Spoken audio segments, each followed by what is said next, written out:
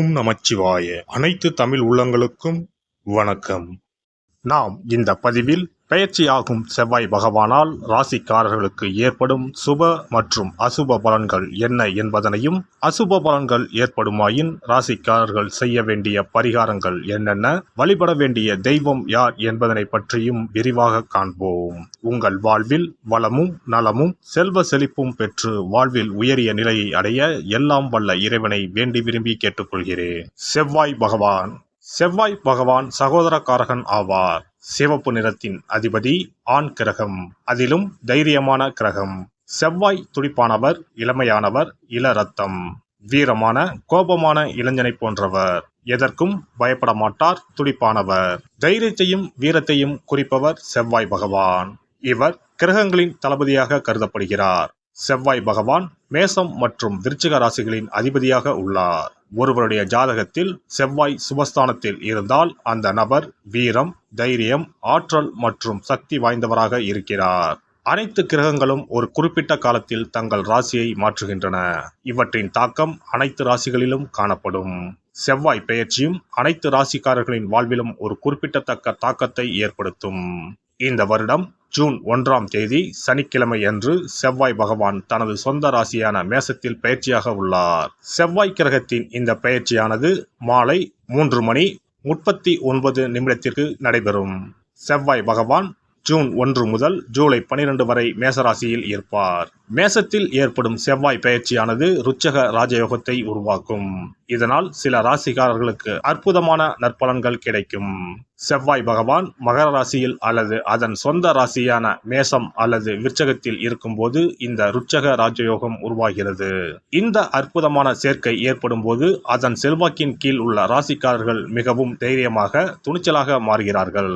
சமூகத்தில் அவர்களின் கௌரவம் அதிகரிக்கிறது. பணிபுரியும் இடத்தில் தனி மரியாதை கிடைக்கிறது.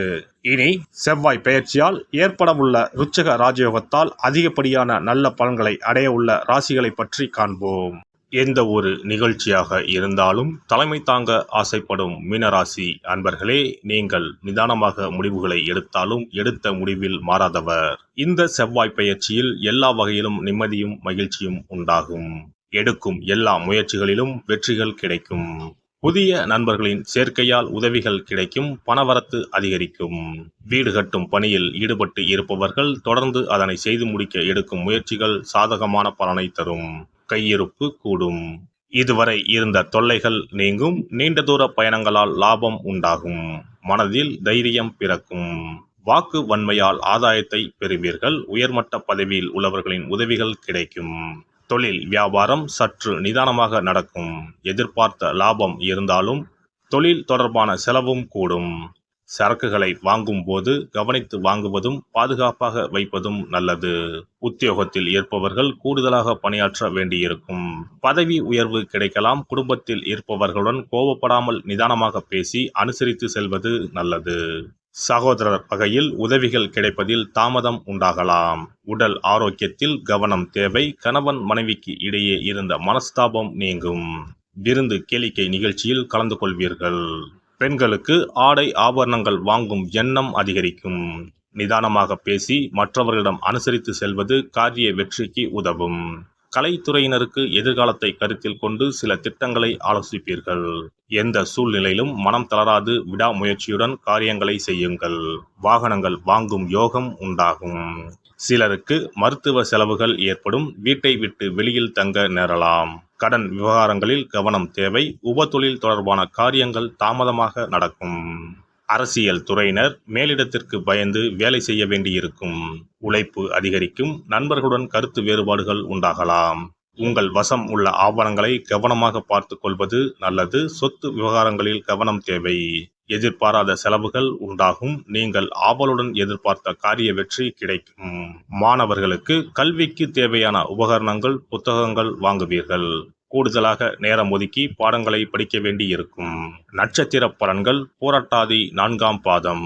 தொழில் வியாபாரத்தில் ஈடுபட்டு இருப்பவர்கள் பார்ட்னர்களை அனுசரித்து செல்வது வியாபார வளர்ச்சிக்கு உதவும்.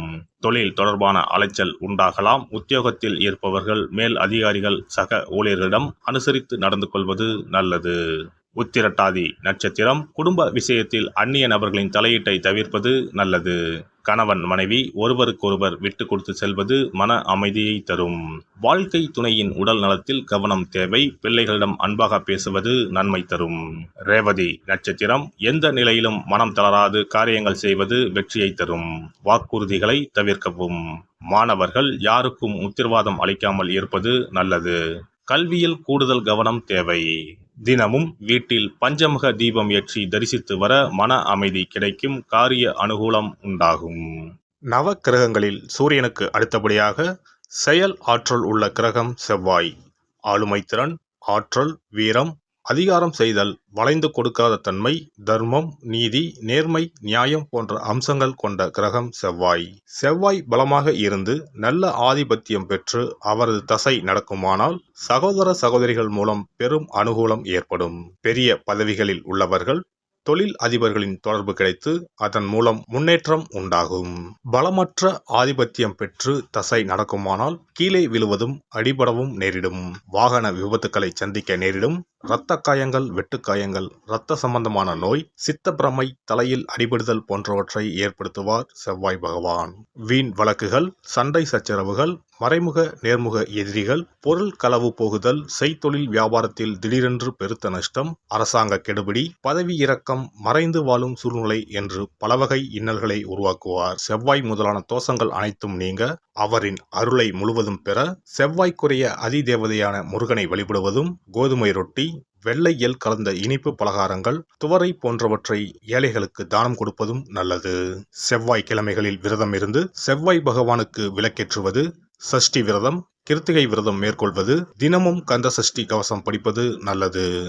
மேலும் செவ்வாய்க்குரிய கல்லான பவளக்கல்லை மோதிரத்தில் பதித்து அணிவது, சிவப்பு நிற ஆடையை அணிந்து கொள்வது, செப்பு பாத்திரங்களை உபயோகிப்பது போன்றவற்றால் செவ்வாயால் உண்டாகக்கூடிய தோஷங்கள் குறையும். செவ்வாய் பகவானுக்கு செய்யும் பரிகாரங்கள் அனைத்தும் முருகனுக்கு உகந்தது என்பதால் முருகனின் திருவருளும் கிட்டும்.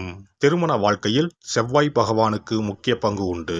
திருமணத்துக்கு வரன் பார்க்கும்போது பிள்ளைக்கோ அல்லது பெண்ணுக்கோ செவ்வாய் தோஷம் இருக்கிறதா என்றுதான் முதலில் கேட்பார்கள். அந்த அளவுக்கு செவ்வாய் தோஷம் மிகவும் முக்கியமானதாக பார்க்கப்படுகிறது. ஒருவரின் ஜனன ஜாதகத்தில் லக்னம், சந்திரன், சுக்கிரன் ஆகியோருக்கும் செவ்வாய் இருக்கும் இடத்திற்கும் உள்ள தொடர்பை கொண்டுதான் செவ்வாய் தோஷம் ஒருவரின் ஜாதகத்தில் எந்த அளவுக்கு வலிமையாக இருக்கிறது என்பதை கணிக்க முடியும்.